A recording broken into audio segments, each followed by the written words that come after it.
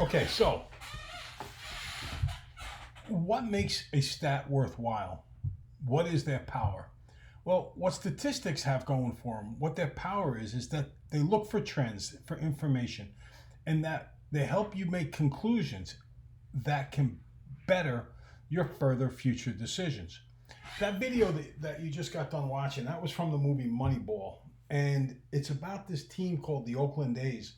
And the Oakland A's are one of the poorest teams in professional baseball. They certainly don't have the money that the New York Yankees, the New York Mets, the LA Dodgers, the San Francisco Giants have. But there are certain teams like the Oakland A's and like the Tampa Bay Rays who use statistical analysis to find players that represent a really good value. And year in and year out, the Oakland A's and the Tampa Bay Rays and other teams who use this in nowadays, this data analysis, if you will, they call it analytics. The teams with these strong analytics departments, they overperform and they do much, much better than their salaries. For instance, Oakland A's have done about as good, maybe even in some ways better than the New York Yankees, who have a $50 million payroll, and the Oakland A's have about a $60 million payroll.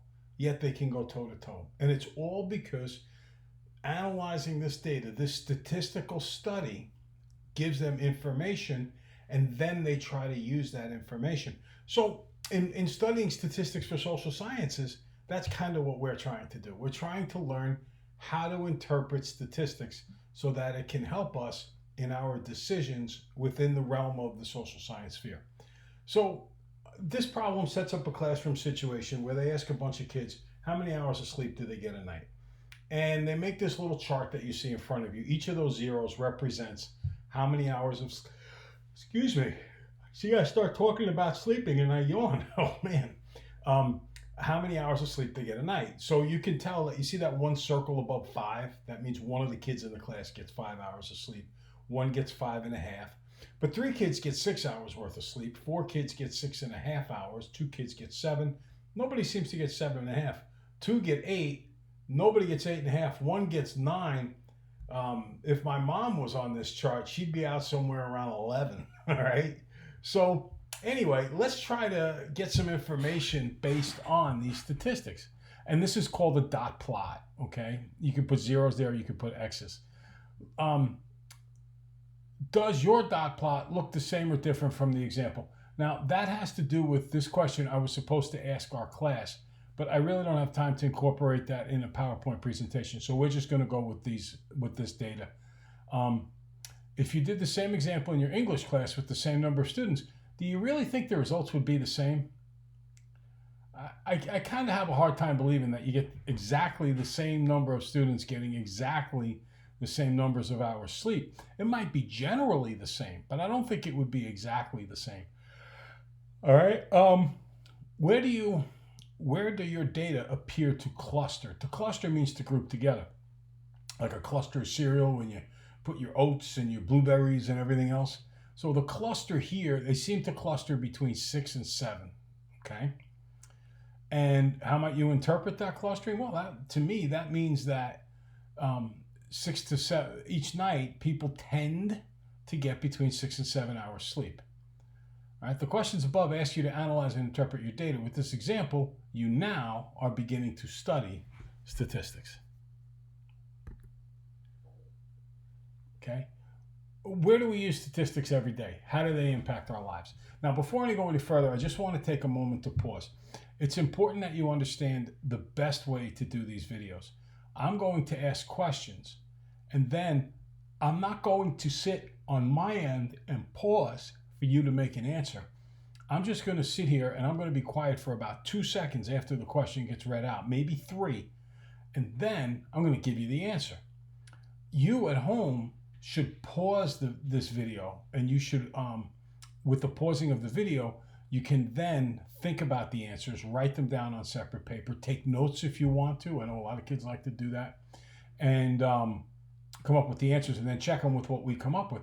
What's important to understand here is that I'm not going to be putting an hour and 40 minutes worth of videos up every single class, because then either I would be boring a lot of students to death in giving answers too late, or not giving enough students enough time by giving the answers too early.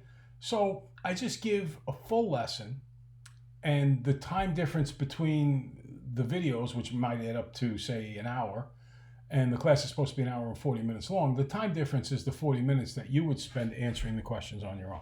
Okay? So back to the question on the slide. Where do we use statistics every day? How do they impact our lives? Insurance rates. Do you ever notice how, believe it or not, gentlemen out there, girls pay lower car insurance rates than guys? There's a reason for that. Girls don't get in as many accidents. That is a statistic. Life insurance. Smokers pay more for life insurance than non-smokers. Why? Smokers die younger. Simple as that. In my family, my mom, my dad, they smoked, and my great-grandfather smoked. They all died. My dad in his late 60s, and my mom and my great-grandfather in their 70s. All the people in my family who either did not smoke or quit smoking for decades. Those people lived into their late 80s and 90s. Remarkable difference. Weather forecast. What's the percent chance that we're going to get rain on a particular day? Again, every day we're doing this stuff. Politics. Politicians are constantly looking at polls and data. How do people feel about this? How do they feel about that? Quality testing. When a manufacturer creates a product and they want to make sure that they come up with a warranty to protect the product, and making sure that they don't lose money through this marketing of it. Stock markets. The probability, or do the statistics suggest that a particular stock is going to go up, that it's going to go down? That's a really big deal if you're managing your money. All right? So these are all different statistics and how we use them in life and everything else. On our next video, we'll start talking about some technical terms in statistics.